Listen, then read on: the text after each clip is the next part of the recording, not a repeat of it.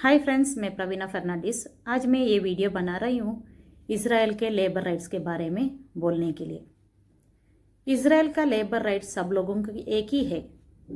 कुछ दिन पहले इज़राइल लेबर राइट्स के लोगों ने एक क्लास किया था। वो क्लास में मेरा एक फ्रेंड सजीश लॉरेंस ने वो क्लास अटेंड किया। अटेंड करने के बाद उन लोगों ने वो लेबर राइट्स का डिटेल PDF फॉर्म में दिया और बोला कि तुम लोगों के लैंग्वेज में वो वीडियो करो, तभी सब लोगों को मालूम पड़ेगा। इसलिए वो सजीश लॉरेंस ने वो वीडियो मलयालम में किया। अभी मैं ये वीडियो हिंदी में कर रही हूँ। आपको इज़राइल लेबर लॉ के बारे में सब जानना है तो आपको ये वीडियो कंप्लीट एंड तक देखना चाहिए। ये वीडियो में मैं इज़राइल का minimum salary, rules and regulations, हमारा रेस्टिंग टाइम, हॉलीडेज़ का डिटेल्स सब मैं इसमें बोल रही हूँ। और ऑल्सो मैं इसमें इज़राइल लेबर लॉ का लोगों का कॉन्टैक्ट नंबर भी और मेल ID भी अटैच कर रही हूँ। उन लोगों ने बोला आप लोगों को कुछ प्रॉब्लम है तो आप इज़राइल लेबर राइट्स का लोगों को कांटेक्ट कर सकते। फिर भी लेबर लॉ को कांटेक्ट करने के पहले आपको कुछ प्रॉब्लम है तो पहले आप अपना एम्प्लॉयर से बात करने का, नहीं तो आपका एजेंसी से बात करने का। ये दोनों लोगों से बात करने के बाद भी आपका प्रॉब्लम सॉल्व नहीं हुआ तो आप इज़राइल लेबर लॉ के लोगों को कांटेक्ट कर सकते हैं। ना commissioner for foreign workers labour rights का क्लास ये 3 लोगों ने कंडक्ट किया था। वो 3 लोगों का नाम आप स्क्रीन में देख सकते हैं।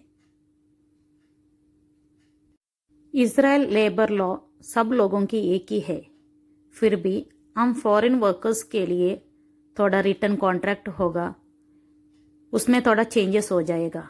Health insurance, pension contribution, housing, वो सब थिंग्स का।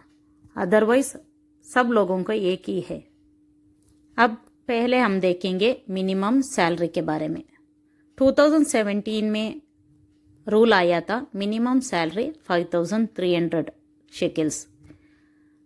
हम फॉरेन वर्कर्स के लिए पॉकेट मनी एवरी हफ्ता मिलता है। वो पॉकेट मनी भी सैलरी में मिनिमम वेज में इंक्लूडिंग है। हम लोगों को सैलरी 4400 है तो उसमें 400 पॉकेट मनी कैलकुलेट करके 4800 है हमारा टोटल सैलरी। सब लिविंग जॉब करने वालों को ये पॉकेट मनी हर एक हफ्ते में मिलता है। अभी देखेंगे ऑप्शनल डिडक्शन। हमारा मिनिमम वेज से क्या क्या डिडक्शन होता है। Residence depending on geographical area, कौन से एरिया में घर है उसके अनुसार वो लोग पैसा कट करेंगे। Between 130 to 480 NS। Additional living expenses up to 80.47 NS। Health insurance 143.97 NS और बिलो भी हो सकता है। वो हेल्थ इंश्योरेंस का कॉस्ट के अनुसार हो जाएगा। फूड एक्सपेंसेस 10% मिनिमम वेज से कट कर रहे हैं, इसलिए हम लोग खाने के बारे में कोई भी कॉम्प्रोमाइज़ करने का ज़रूरत नहीं है। हम लोगों के मिनिमम सैलरी से वो पैसे कट कर रहे हैं, इसलिए। अभी हम देखेंगे रेसिडेंसी डिडक्शन के बारे में। वो कौन सा जोग्राफिकल एरिया में रहता है उसके अनुसार उसका डिडक्शन हो जाएगा। जेरूसलम में डिफरेंट है, तेल अवीव में डिफरेंट है, हाइफा, साउथ, नॉर्थ, एक एक एरिया का डिफरेंट अमाउंट है।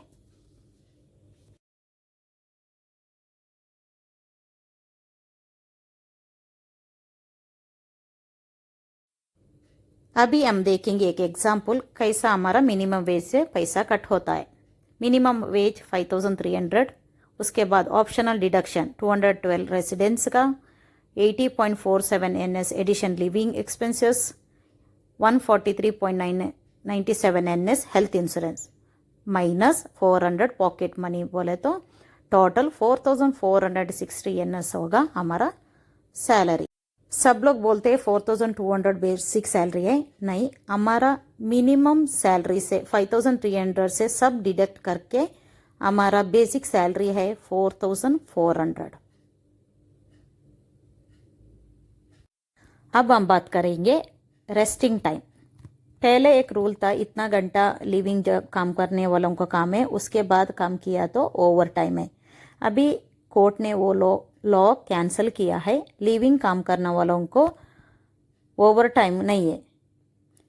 फिर रेस्टिंग आवर के बारे में बोले तो रेस्टिंग आवर भी लॉ के अनुसार ऐसा इतना ही घंटे देने का है करके रूल नहीं है। एम्प्लॉयर और एजेंसी बात करके हम लोगों को रेस्टिंग टाइम मिलेगा। लॉ फिक्स लॉ नहीं है तो भी हम लिविंग काम करने वालों को एम्प्लॉयर एजेंसी से बात करके हम लोगों का रेस्टिंग टाइम फिक्स कर सकते हैं। उसका एक एग्रीमेंट करके रेस्टिंग टाइम फिक्स कर सकते हैं।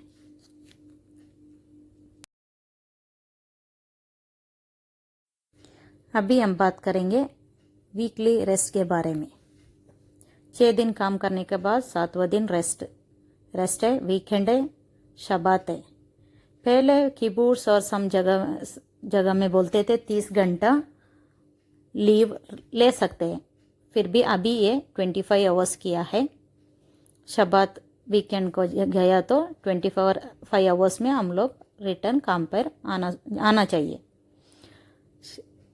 शबात को काम किया तो सैलरी से भी 150% एडिशनल पैसा पे करना पड़ेगा।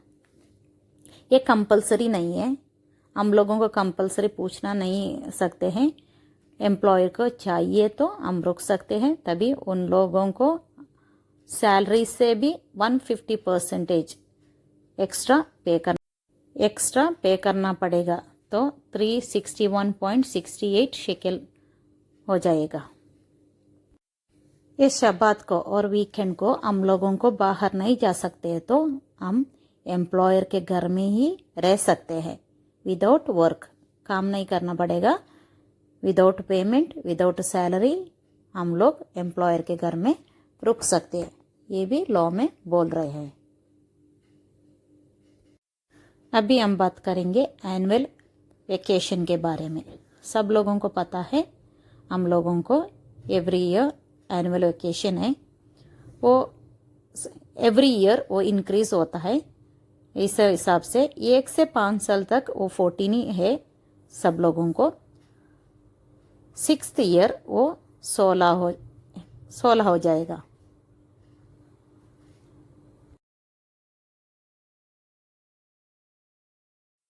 अभी हम बात करेंगे रिडक्शन ऑफ वेकेशन डे। ये वेकेशन डे के बारे में सब लोगों को कन्फ्यूजन है। लॉ के अनुसार एवरी ईयर एटलीस्ट 7 दिन वेकेशन लेना पड़ेगा। बैलेंस 7 दिन का वो वेकेशन हम लोग 2 साल तक एक्सटेंड करके रख सकते हैं। एजेंसी लोग बोलते हैं ये हमारा ईयरली वेकेशन हम लोगों को पोस्टपोन करके 3 साल तक साथ में 3 साल के बाद साथ में ये वेकेशन ले सकते करके बोल रहे हैं। फिर भी ऐसा लेने का इरादा है तो एवरी ईयर आप लोग एम्प्लॉयर और एजेंसी से रिटर्न लिख के रखने का, नहीं तो उसके बाद प्रॉब्लम हो जाएगा। सब लोगों को पहले से भी बोल रहे हैं, ये वेकेशन के बारे में बहुत कन्फ्यूजन है, इसलिए सब लोग रिटर्न लिख के लेने का। अब हम बात करेंगे हॉलीडेज के बारे में। पर ईयर कितना हॉलीडेज है? पर ईयर 9 हॉलीडेज है हम लोगों को। ये हॉलीडे कब से इफेक्टिव है?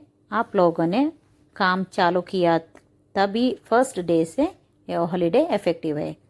ये हॉलीडे आप जूविश हॉलीडे को भी ले सकते हैं, और आपका ट्रेडिशन के अनुसार कुछ हॉलीडे है तो उसको भी ले सकते हैं। आपको मंथली एक हॉलीडे ले सकते हैं। मंथली एक हॉलीडे लिया तो भी आपका सैलरी कट नहीं हो जाएगा। और एक क्वेश्चन मार्क है, शबात को, वीकेंड को हमारा कोई भी हॉलीडे आया तो हम लोगों हॉलीडे नहीं लिया तो डबल पेमेंट मिलेगा क्या? इसका आंसर है नहीं। आपको शबात में हॉलीडे आया तो एक ही पेमेंट मिलेगा, एक इधर शबात को, नहीं तो आपको हॉलीडे को पेमेंट मिलेगा, एक ही पेमेंट मिलता है। हॉलीडे को काम किया तो 361.68 पे करना पड़ेगा। और एक इम्पॉर्टेंट रूल है प्रेयर नोटिस। हम काम करते समय हम लोगों को रिज़ाइन देने का है तो, नहीं तो एम्प्लॉयर हम लोगों को फायर आउट कर रहे हैं तो भी ये रूल दोनों को भी एक ही जैसा है। आप लोगों ने 7 दिन से 3 महीने तक काम किया तो 7 दिन नोटिस देना पड़ेगा। 3 महीने से 6 महीने काम किया तो 14 दिन का नोटिस देना पड़ेगा। 6 महीने से 12 महीने तक काम किया तो 21 डेज, और 1 साल से भी ज़्यादा काम किया तो 1 महीने का नोटिस देना पड़ेगा। एम्प्लॉयर फायर करते हैं तो हम लोग रिज़ाइन करते हैं तो दोनों को भी एक ही रूल है। अभी क्वेश्चन है कि हम लोगों ने काम छोड़ दिया तो हमको कुछ पैसे मिलेगा क्या? आपने 6 महीने के भी ज़्यादा काम किया तो एम्प्लॉयर ने फायर आउट किया तो 2.3% कॉम्पोजिशन मिलना चाहिए। आपने ही काम छोड़ दिया तो 6% कॉम्पोजिशन और 6.5% पेंशन मिलना चाहिए। ये दोनों टोटल करके 1 महीने के लिए 662.5 शेकल्स मिलना चाहिए। यह हमारा नर्सिंग कंपनी एयरपोर्ट के लिए ये पैसा शिप करेगा।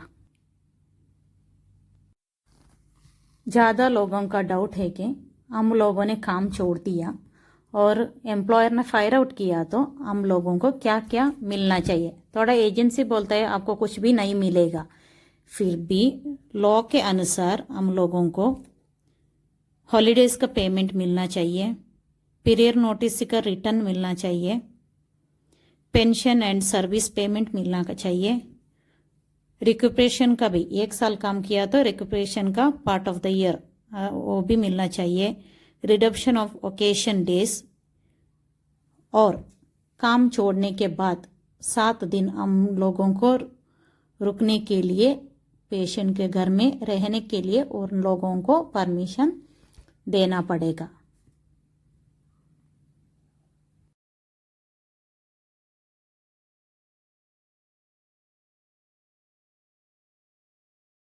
थोड़े लोगों ने इजराइल लेबर लॉ से क्वेश्चन पूछा था, वो क्वेश्चन क्या है और वो क्वेश्चन का आंसर क्या है करके हम देखेंगे।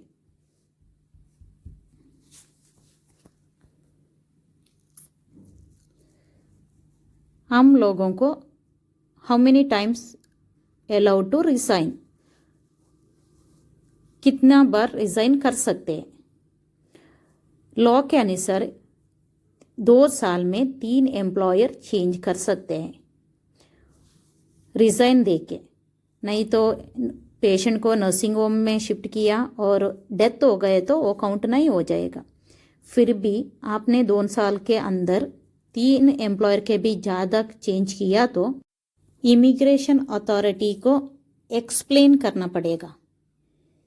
वो एक्सप्लेन करके वो कन्विंस हो गया तो आप इज़राइल में काम कर सकते हैं, नहीं तो आप 2 साल में 3 काम छोड़ने के बाद दूसरा काम किया तो इमिग्रेशन अथॉरिटी को एक्सप्लेन नहीं कर सकते हैं तो आप इज़राइल में काम नहीं कर सकते, आपको गांव जाना पड़ेगा। 2 साल में 3 ही एम्प्लॉयर चेंज कर सकते हैं। एक और टाइम बोलूँगी, 2 साल में 3 ही एम्प्लॉयर आप चेंज कर सकते हैं। एम्प्लॉयर डेथ हो गया और नर्सिंग होम को शिफ्ट किया तो प्रॉब्लम नहीं है, आपके हिसाब से आपको 2 साल में 3 ही रिज़ाइन करके जॉब चेंज कर सकते हैं। हम लोगों ने 6 महीने से भी ज़्यादा काम किया और समथिंग हैपेंड, तभी हम लोगों को पैसा मिलना है। पैसा मिलने का है तो हम पहले फैमिली से बात करेंगे और हमारा एजेंसी से भी बात करके हमको कितना पैसा मिलना है उसके बारे में डिटेल्स देने के लिए बोलेंगे। उसके बाद एजेंसी डिटेल्स देने के बाद फैमिली पैसे देने के लिए रिफ्यूज़ किया तो हम लोगों को लेबर राइट्स के लोगों को कांटेक्ट कर सकते हैं। कांटेक्ट कैसा करने का, मेल भेजने का।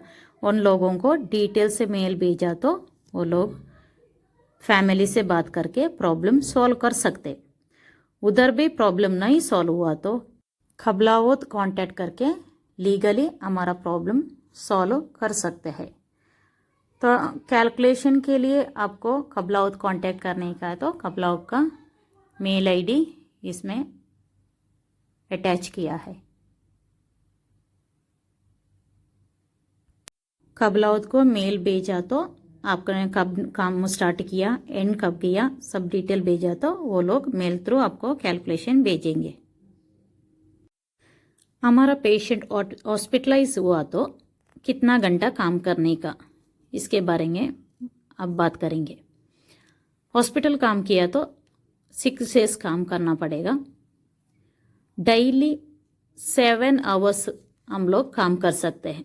उसके भी ज़्यादा काम किया तो स्टार्टिंग 2 आवर्स को 125% बोले तो 36.40 shekel. After 2 hours every hours will be included 150% बोले तो 43.70 शेकेल हो जाएगा। हॉस्पिटल काम तो हमको 24 आवर्स नहीं करना पड़ेगा, ओनली 7 आवर्स हम लोगों को लीगली कम से कर सकते हैं। उसका ज़्यादा किया तो ओवर टाइम पे करना पड़ेगा। अब हम बात करेंगे, सपोज हम लोगों ने 2 पेशेंट के केयर कर रहे हैं, तभी हम लोगों को कितना सैलरी मिलना चाहिए। लीगली हम लोग एक पेशेंट के केयर करने के लिए काम कर रहे हैं तो हम लोग एक ही पेशेंट के केयर कर सकते हैं। तभी एक घर में 2 लोग हैं, 2 लोगों को भी एक ही जैसा केयर चाहिए बोले तो आप एजेंसी कांटेक्ट कर सकते हैं। एजेंसी कांटेक्ट करके एजेंसी बितवकलो में कांटेक्ट करके उधर एक और केयर गिवर को रख सकते हैं।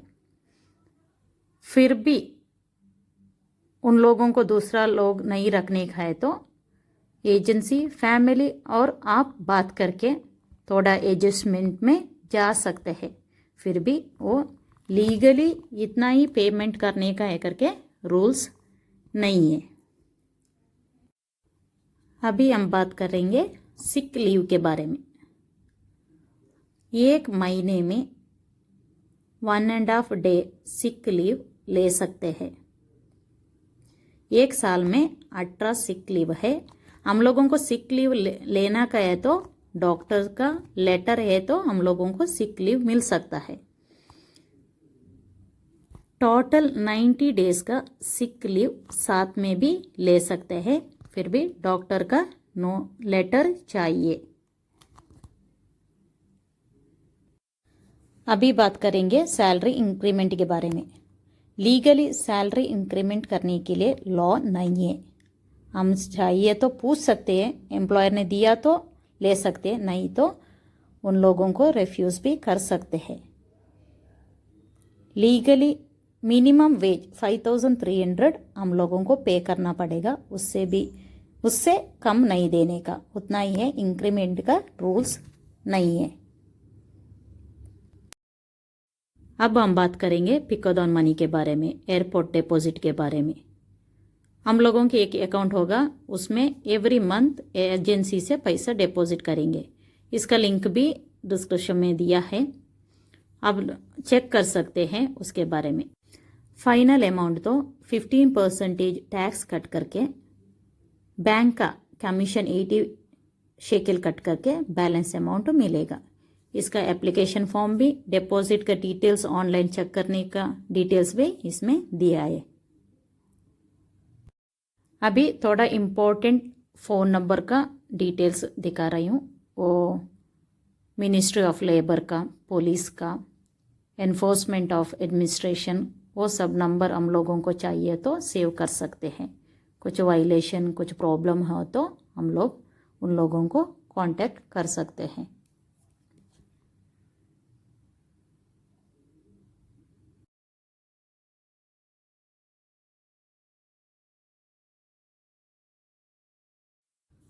आपको इसमें इमिग्रेशन ऑफ पॉपुलेशन अथॉरिटी का contact number email ID, visa status के बारे में, वेबसाइट इंफॉर्मेशन बारे में सब इसमें लिखा है।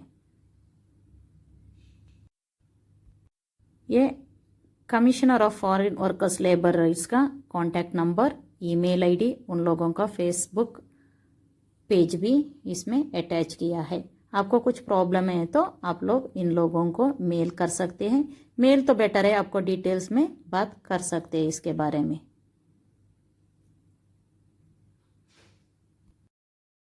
आई थिंक आपको ये वीडियो से इजराइल लेबर लॉ के बारे में सब जानकारी मिल गई। ये वीडियो आप आपके फ्रेंड्स को भी शेयर कीजिए। इजराइल में काम करने सब लोगों को, काम करने वाले को और नेक्स्ट आने वाले को भी इजराइल का लेबर लॉ के बारे में पता होना चाहिए।